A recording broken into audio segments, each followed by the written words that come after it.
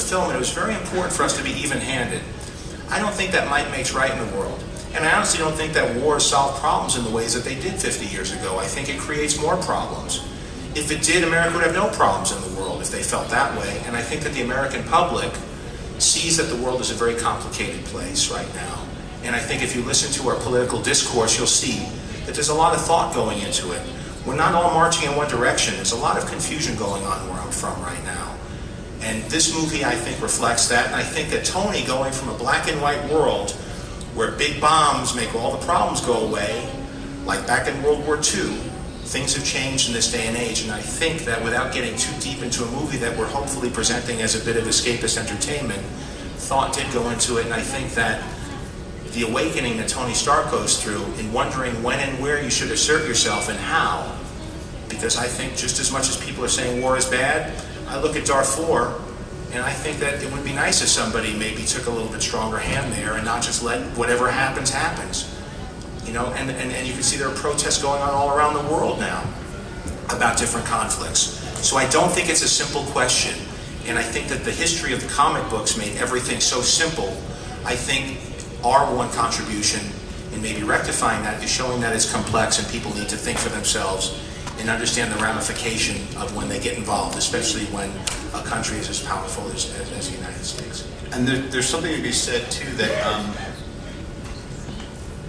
and this came up for John and I, is that, you know, not having a bat fetish or being bit by a radioactive spider, and there's no gamma rays involved. This is someone whose prowess has to do with technology. It has to do with invention. And the fact that that's all been channeled into what the family business was, we could say America's post-World War II history, which was ignited by the Cold War and that fear of a dark, you know, communist enemy, which probably thought the same way about us, is really turns the mirror back on the human potential. We're talking about, now look, having him turn into Green Man and start making, you know, hybrid Zeppelins, that, I mean, that starts to become some sort of, you know, liberal tributary storyline that doesn't make any sense either. This is someone who we wanted to make it seem like, what does he do the rest of his life now that he feels like he can't just continue in this vein? And in that way, it's a very Star Wars type, you know, Darth Vader's your dad type deal.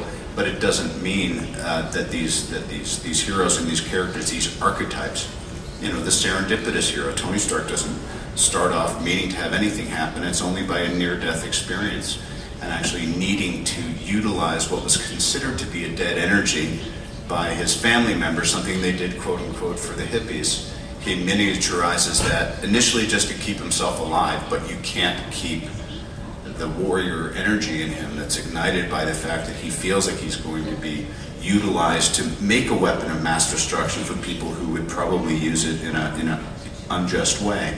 So I guess that's the thing, and what John's saying is, you know, the best way for us to address or not address these things is take all the layers of all the things that our more intelligent and introspective journalists are going to confront us with and say, you know what, can we put that in a sandbox where we know that the red block means that, the blue one means that, and we do want to deal with all these levels and layers, and you know, we're not simple guys, and we tend to probably overthink some stuff, and at the end of the day, people just want to be entertained.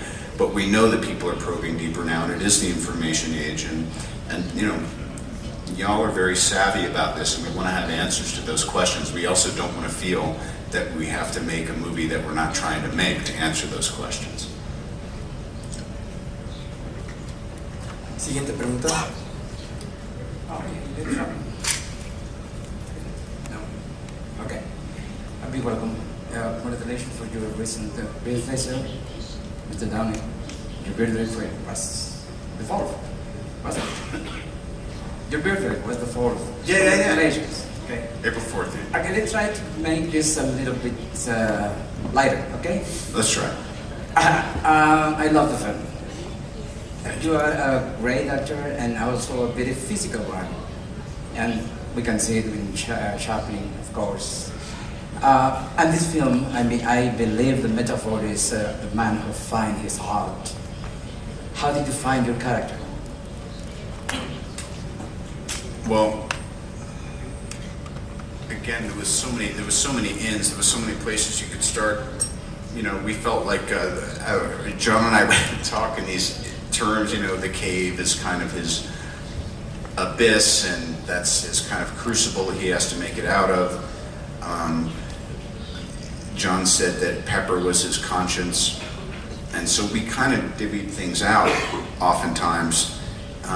And then what happens is, you know, it's like you get in a relationship and you go, we really think this is going to pan out, and suddenly, you know, she's pregnant and there's an earthquake and you're out on the street, and that was kind of like how it felt when we were shooting. It was like all of a sudden there are these huge things that we had been talking about and discussing and making decisions about in pre-production, and now we're out there in the field and it is imminent, as in people are waiting on set, and we only got 12 hours. So, you know, we would grind these things out and look at the scenes, well written as they were, and figure out how to infuse them and stuff. So for me, really, Tony's heart, my heart, John's heart in directing this film was kind of oftentimes in the moment, figuring out, all right, now here we are and we're all dressed up and we got a lot of toys around. How do we bring some meaning to it?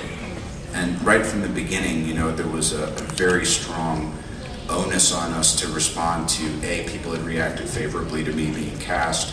They were asking, and John is a little better technologically than I am about interacting with the fans who are already saying, hey, what way is it going to go, and not wanting to give away too much. But I think really the heart of this is that our hearts are in the right place with making this kind of movie. And more than anything else is, you know, our hearts are quite light, and this is not a dark night take on this kind of movie. You know, we like to have fun. We laughed our asses off often, and sometimes, you know, we cried and we had heavy scenes and heavy days and tough days, but, you know, we wanted to have a good time and we wanted to project that. So I think part of finding Tony's heart was finding the joy of the kid who, you know, used to blow up his science lab, and how does he do that in a slightly more effective way once he grows up. Thank you very much. Thank you. Siguiente pregunta, por favor. Welcome to Mexico, Gilberto Chavez from Quite Loud FM. I have a question for John and one for Robert, if you don't mind. John, in a world that has a Superman, Batman, X-Men, Spider-Man, more identifiable heroes to the common people who doesn't read comic books, why Iron Man? It's not like the first stringer, it's like not a very common hero.